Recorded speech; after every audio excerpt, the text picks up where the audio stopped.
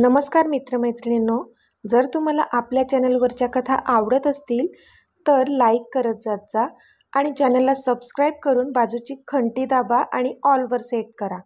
म्हणजे जेव्हा जेव्हा मी नवीन व्हिडिओ किंवा कोणतीही नवीन पोस्ट अपलोड करेन तेव्हा ती सगळ्यात आधी तुमच्यापर्यंत पोहोचेल. धन्यवाद. तर वळूया आपल्या कथेच्या पुढच्या भागाकडे. काळजी करू नकोस, मी बरा आहे आणि कुणाल माझं काहीच वाकडं करू शकत नाही. ओके, तो तिला निर्धास्त करत बोलला. पण मनात मात्र काहीतरी वेगळंच सुरू होतं. त्याला कळत होतं की ती कुणालमुळे घाबरत असावी, कारण ह्याआधी त्याने तिच्या मीतला तिच्यापासून दूर केलं होतं, म्हणून तिचं घाबरणं साहजिकच होतं. आणि त्यासाठीच अजून तरी त्याने जानूला कुणालबद्दल काहीच सांगितलं नव्हतं. ओके, काळजी घ्या स्वतःची. Good night. I love you. ती बोलली तसा तो गालातच हसला. I love you too jaan. Good night dear. तो हसून बोलला आणि मग फोन कट केला त्याने. आणि मग तो पण झोपेच्या अधीन गेला. आता पुढे. पण त्याला झोप ती कुठे लागत होती. सतत कुणालचा चेहरा डोळ्यांसमोर येत होता. त्याच्या जानूला झालेला तो घाणेरडा स्पर्श त्याला आठवत होता आणि त्याच्या अंगाची जणू लाही लाही होत होती. जो व्हिडिओ त्याने पाहिला होता, जो त्या नीच कुणालनेच त्याला दाखवला होता. काही दिवसांपूर्वीपर्यंत त्याला हेच वाटत होतं की त्या व्हिडिओमधला माणूस मानव आहे. पण नाही, तो तर हा नीच कुणाल होता, ज्याने जानूला ते ड्रग्ज देऊन तिच्याशी लगट करण्याचा प्रयत्न केला होता. आणि आता कधी त्याला आपण आपल्या ह्या हाताने शिक्षा देऊ असं झालेलं त्याला. म्हणून कधी एकदाची ही रात्र सरते आणि आपण त्या नराधमाला शिक्षा देतो असं झालेलं त्याला. शेवटी विचार करता करताच त्याचा डोळा लागला. सकाळी अमितने त्याचं आवरलं आणि तो खाली आला. त्याचे मॉम आणि डॅड नाश्ता करत बसले होते. एक स्टाफ त्यांना सर्व्ह करत होता. हे मॉम, हे डॅड, गुड मॉर्निंग. अमितने हसून त्यांना ग्रीट केलं. Good morning Amit. डॅडने पण त्याला विश केलं आणि मॉम त्याच्याकडे पाहून हसल्या. मॉम, यू ओके ना? अमितने रीमाजवळ जाऊन अगदी काळजीने विचारलं. Yeah, I am okay Amit. Reema पण हसून बोलल्या. अमित, कालपासून कुणाल घरी नाही आला आहे. त्याचा फोन पण स्विच ऑफ येतोय. कुठे आहे तो? किंजल तावातावानेच बाहेर आली होती आणि अमितला जाब विचारत होती. तसे राम आणि रीमा किंजलकडे पाहू लागले. अमित मात्र त्याचा नाश्ता करण्यात बिझी होता, एकदम रिलॅक्स. त्याने एकदाही तिच्याकडे पाहिलं नव्हतं. अमित, मी काहीतरी विचारते तुला, ती पुन्हा जोरातच बोलली. कान आहेत मला आणि ऐकताही व्यवस्थित येतं मला, म्हणून ओरडण्याची काही एक गरज नाही आहे. अमित थंड आवाजात बोलला तशी शांत झाली ती, पण आतून मात्र खूप जास्त दुखावली गेली होती. मग सांग, कुठे आहे कुणाल? तिने रागातच विचारलं. पण रीमा मात्र आता सैरभैर नजरेने एकदा अमितकडे तर एकदा किंजलकडे पाहू लागल्या, कारण किंजल अमितला एकेरी नावाने हाक मारत होती. किंजल, अगं का ओरडतेस तू अमितवर? कुणाल ऑफिसला गेला असेल ना? रीमा बोलल्या. मोठी आई, नाही गेलाय तो ऑफिसला. कालपासून घरीच आलेला नाही आहे. मग कसा जाईल तो ऑफिसला? विचारा तुमच्या लाडक्या मुलाला. कुठे लपवून ठेवलंय त्याने कुणालला? किंजल आता चोरातच ओरडली. Stop it Kinjal. काय बोलतेस तू? मी कुणालला का लपवून ठेवेल? कालपासून तर मी त्याला भेटलो देखील नाही. रात्री मीच ऑफिसमधून लेट आलो आणि मी कुणालला कशाला लपवून ठेवेल? असं काही चुकीचं केलंय का त्याने, जे मला माहीत नाही आहे? अमितने आता धारधार नजर तिच्यावर ठेवत विचारलं. तसा तिने भीतीने एक औंढा गिळला आणि नाहीमध्ये मान हलवली. तशी अमितच्या चेहऱ्यावर एक कुत्सित स्माईल आली. अगं, माझा भाऊ आहे तो. त्याला कशाला मी त्रास देईल? असेल तो इथेच कुठेतरी. मी माझी माणसं कामाला लावतो, सापडेल तो. तू काळजी नको करूस, ओके? अमित तिला समजावण्याच्या सुरात बोलला. तशी ती शांत झाली आणि तिच्या रूममध्ये गेली. अमित, अरे काय झालंय? कुणाल कुठे गेला असेल? मला तर आता काळजी वाटू लागली आहे त्याची, रीमा बोलल्या.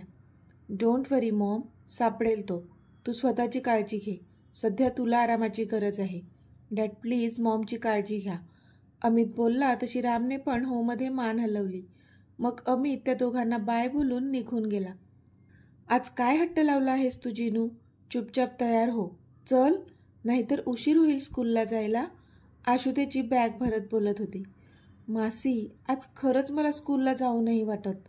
आज मी सुट्टी घेतो ना प्लीज, जिनू इवलंसं तोंड करून बोलला. तुझी तब्येत तर बरी आहे ना? आशूने विचारलं. हो मासी, तब्येत बरी आहे गं, पण मन नाही होत आज स्कूलला जायला. जिनू बोलला तशी आशूने नकारार्थी मान हलवली. नाही हा जिनू, आधीच खूप सुट्ट्या झाल्या आहेत. हे मन वगैरे होत नाही हे कुठून शिकलास? प्रिन्सेस बघ कशी रेडी होऊन बसली आहे. चल तू पण रेडी हो. आशू बोलली तशी जिनूने मान खाली घातली. इतक्यात जानू त्यांचा टिफिन घेऊन बाहेर आली होती. मम्मा प्लीज मला आज स्कूलला नाही जायचं आहे. जिनू आता जानूला मिठी मारून बोलला तसं जानूने एकदा आशूकडे पाहिलं तर तिने खांदे उडवले. काय झालंय जिनू, बरं वाटत नाही आहे का? जानूने काळजीने विचारलं. No mamma, I am all right, पण आज स्कूलला जावंसं वाटत नाही आहे, जिनू बोलला. जिनू बाळा, स्कूलला जा, आपण उद्या सुट्टी घेऊ, चालेल? जानूने विचारलं. उद्या? उद्या काय आहे मम्मा? त्याने विचारलं. उद्या सरप्राईज आहे, जानू हसून बोलली. सरप्राईज? जिनूने विचारलं. येस, उद्या कळेल तुम्हाला, जानू बोलली. Okay mamma, bye. जिनूने तिच्या गालाचा पापा घेतला आणि तो आशूकडे गेला. मीता पण धावत आली आणि तिने जानूच्या गालाचा पापा घेतला. मग ती पण तिला बाय करून आशूसोबत निघून गेली. जानू मात्र इथे विचार करू लागली. उद्या अमित त्या सर्वांना तिच्या हक्काच्या घरी घेऊन जाणार होता, म्हणून खुश होती ती. आणि म्हणूनच मग त्या दोघांना उद्या सुट्टी घेऊ हे प्रॉमिस केलं होतं तिने. शेवटी ती पण उठली आणि तिच्या कामाला लागली. इथे कुणालला आता हळूहळू शुद्ध आली होती, पण त्याला दिसत मात्र काहीच नव्हतं, कारण ज्या एवढ्याशा खोलीत त्याला ठेवलं होतं जिथे सगळीकडे अंधारच होता, ती खूपच छोटी खोली होती, सुरू होऊन लगेच संपत होती आणि तिथे त्याला बांधून ठेवलं होतं. अमितला सगळं कळलंय म्हणजे तो काही आपल्याला जिवंत सोडणार नाही. त्याला जर जान्हवीने सगळं सांगितलंय म्हणजे तो एकेका गोष्टीचा वचपा काढणारच माहीत होतं त्याला. तो विचारच करत होता की अचानक घाबरला तो. ओ नो, जर अमितला माझ्याबद्दल सगळं कळलंय तर मग मॉम आणि डॅडबद्दल पण कळलं असेल त्याला. Oh shit. त्याला आता जबरदस्त घाम फुटला होता. तो सैरभैर नजरेने इकडे तिकडे पाहतच होता की अचानक त्याला बुटांचा ठकठक आवाज आला आणि तो इकडे तिकडे पाहू लागला. इतक्यात तिथलं दार उघडलं गेलं आणि प्रखर उजेड आत आला तसे त्याने डोळे मिटून घेतले. आणि जेव्हा त्याने डोळे उघडले तेव्हा अमित त्याच्यासमोर त्याचा कर्दनकाळ बनून उभा होता. त्याला पाहूनच कुणालने भीतीने एक आवंढा गिळला. पण अमितच्या डोळ्यात मात्र अंगार फुलला होता. त्याने इशारा केला तसा त्याचा एक माणूस कुणालच्या जवळ गेला आणि त्याने त्याचे हात सोडले. पण स्वतःचे हात सुटलेले पाहून कुणाल मात्र आश्चर्याने अमितकडे पाहू लागला. त्याला कळत नव्हतं की का त्याचे हात सोडले असावे. पण तोच अमित चालत त्याच्याजवळ गेला तसा कुणाल 2 पावलं मागे सरकला. त्याला आता जास्तच भीती वाटत होती अमितची. अमितने एकदा त्याच्याकडे पाहिलं आणि मग हळूहळू त्याची नजर त्याच्या हातांवर गेली, उजव्या हातावर. अमितने त्याचा हात हातात घेतला आणि धारधार नजर त्याच्यावर टाकली. ह्याच तुझ्या घाणेरड्या हातांनी तू माझ्या जानच्या शरीराला स्पर्श केला होता ना? अमितने खूपच रागात विचारलं आणि त्याचा हात पकडून पिळला तसा कुणाल वेदनेने विवळला. नो ब्रो, प्लीज मला सोड. आत्ता कुणालच्या डोळ्यांतून अश्रू पण बाहेर आले होते, कारण अमित अजूनच जोरात त्याचा हात पिळत होता. कधी उजवा तर कधी डावा हात घेऊन तो पिळत होता. चूप, एकदम चूप. जेव्हा माझ्या जानला त्रास देत होता तेव्हा तिला ह्यापेक्षा पण जास्त वेदना झाल्या असतील, तेव्हा तू तिचा विचार केला होता का? अमित जोरातच गरजला. कुणाल मात्र जोरजोराने ओरडत होता. पण आत्ता कुणाल आश्चर्यचकित झाला होता, कारण अमितने त्याचे हात सोडले होते आणि तो रूमच्या बाहेर जाऊ लागला होता.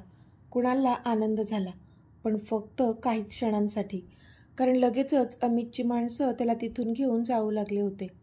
कुठे चाललात मला घेऊन? कुणाल त्याचे निर्जीव झालेले हात त्यांच्या हातातून सोडवण्याचा निष्फळ प्रयत्न करत बोलत होताच की ती माणसं त्याला घेऊन एका मोठ्या हॉलसारख्या दिसणाऱ्या खोलीत घेऊन आले. त्या माणसांनी पुन्हा त्याचे दोन्ही हात आजूबाजूने बांधून त्याला उभं केलं. समोर अमित उभा होता. आता एक माणूस आला आणि त्याने अमितच्या हातात एक चाबूक दिलं. तसा इथे निर्जीव अवस्थेत असणाऱ्या कुणालच्या चेहऱ्यावर मात्र घाम जमा झाला, कारण त्याला माहीत होतं आता पुढे काय होणार आहे.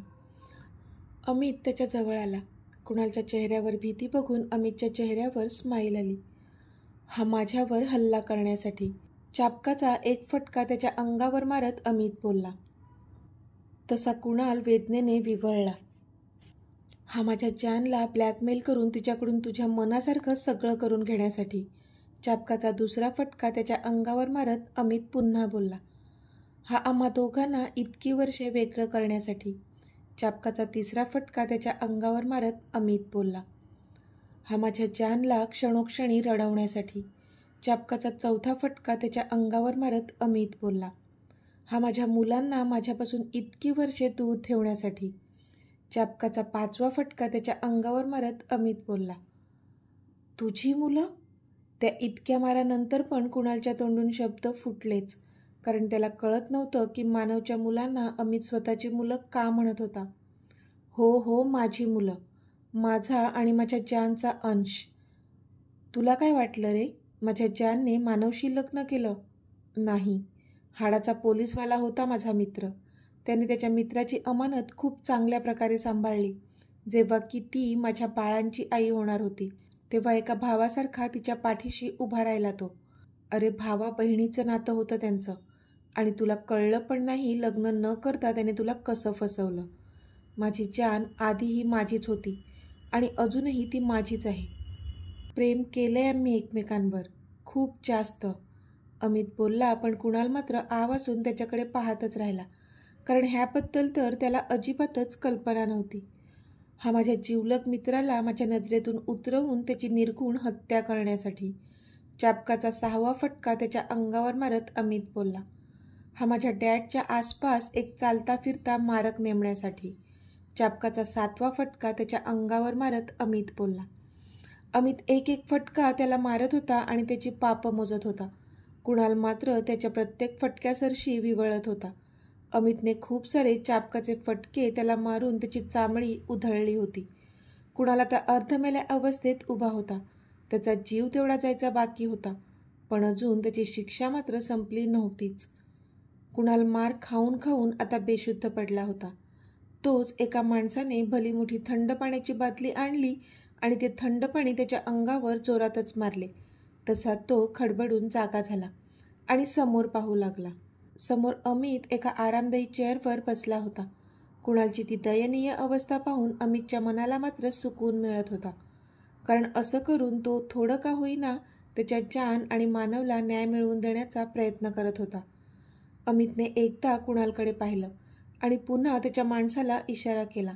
तसा तो माणूस पुन्हा 2 बादल्या घेऊन आला आणि आत्ता त्या बादलीकडे पाहून कुणालचे डोळे विस्फारले, कारण एका बादलीत मिरची पावडर होती तर एका बादलीत मीठ होते. No bro, please no, Kunal बोलतच होता, पण अमितने त्याच्याकडे दुर्लक्ष करत त्याच्या माणसाला इशारा केला. तशी त्याच्या माणसांनी ती मिरची पावडर आणि मीठ त्याच्या अंगावर शिंपडायला सुरुवात केली. आधीच त्याच्या अंगावरची चामडी उधळली होती आणि त्यावर ते मीठ आणि मिरची पावडर. कुणालच्या अंगाची लाही लाही होत होती आणि तो जीवाच्या आकांताने ओरडत होता, पण अमितची माणसं मात्र थांबत नव्हतीच. आत्ता तर कुणालच्या डोळ्यांतून रक्ताच्या धारा लागल्या होत्या, पण अमितवर त्याचा काहीच परिणाम होत नव्हता. तू केलेली पापं ह्यापेक्षा पण भयानक आहेत कुणाल, त्याच्यापुढे ही शिक्षा तर काहीच नाही, अमित बोलला. कुणालच्या मात्र सहनशक्तीच्या बाहेर गेलं होतं सर्व, पण तो सगळं सहन करण्याशिवाय काहीच करू शकत नव्हता. स्टॉप, अमित ओरडला तशी ती माणसं थांबली. कुणाल मात्र आता बेशुद्ध होण्याच्या मार्गावर होता. त्याचं सगळं शरीर लाल भडक झालं होतं. त्याच्या शरीरात जणू त्राणच नव्हतं. अमितने पुन्हा त्याच्या माणसांना इशारा केला. तशी ती माणसं कुणालला घेऊन एका मोठ्या पाण्याच्या टँकजवळ आली. कुणाल सैरभैर नजरेने इकडे तिकडे पाहत होता, पण जेव्हा त्याला ती पाण्याची टँक दिसली त्याच्या भीतीदायक चेहऱ्यावर एक समाधानाची स्माईल आली, कारण ती माणसं आता त्याला त्या टँकमध्ये सोडत होती. जसा त्या थंड पाण्याचा स्पर्श त्याच्या शरीराला झाला त्याला हायसं वाटलं. जेवढी आग होत होती ती काही क्षणांसाठी कमी झाली. त्या थंडगार पाण्याने त्याच्या शरीराला बऱ्याच प्रमाणात राहत मिळाली होती, कारण जेवढी मिरची पूड आणि मीठ त्याच्या शरीरावर लावलं होतं ते आता पाण्याने धुतलं गेलं होतं. त्याने त्या पाण्याच्या टँकमधूनच हात जोडले आणि अमितकडे खूपच आशेने पाहू लागला तो. आता नव्हता सहन करू शकत तो हे सर्व. पण अमित, तो मात्र ओठांच्या कोपऱ्यात हसला, कारण फक्त थोड्या वेळासाठीच कुणालला आराम दिला होता त्याने. खरी शिक्षा तर अजूनही बाकी होती त्याची. पण अमितची ती स्माईल बघूनच इथे कुणालचा घसा कोरडा पडला होता, कारण आत्ता अजून किती आणि काय त्रास तो कुणालला देणार होता त्याचं त्यालाच माहीत नव्हतं. पण ह्यापेक्षा अजून काय भयंकर असेल ह्याचा विचार करूनच त्याच्या शरीराचा थरकाप उडाला.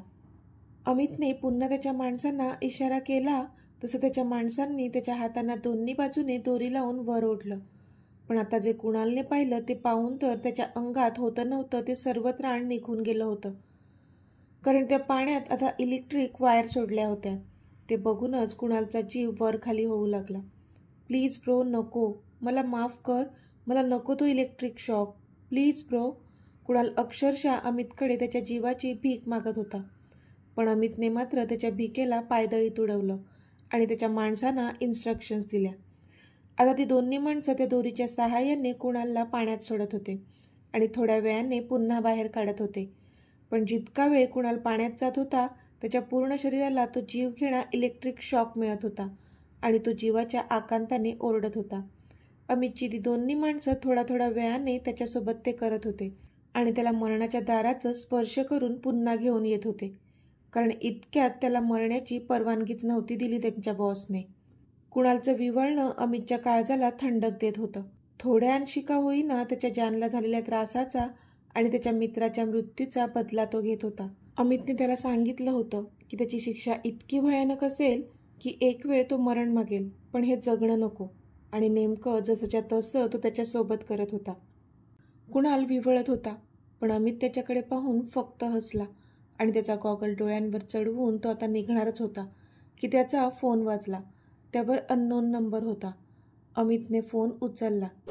Hello, who's this? अमित बोलला. तुझा बाप बोलतोय, मोहन राज्याध्यक्ष. समोरून आवाज आला तशी अमितची बाहेर जाणारी पावलं जागीच थबकली आणि त्याने आश्चर्याने पुन्हा एकदा फोनवरच्या नंबरकडे पाहिलं. तर मित्रमैत्रिणींनो, आजचा भाग तुम्हाला कसा वाटला ते मला कमेंटमध्ये सांगा. आणि जर आवडला असेल तर व्हिडिओला लाईक करा, शेअर करा आणि चॅनलला सबस्क्राईब करून बाजूची घंटी नक्की दाबा. चला तर भेटूया आपल्या पुढच्या भागात. तोपर्यंत धन्यवाद.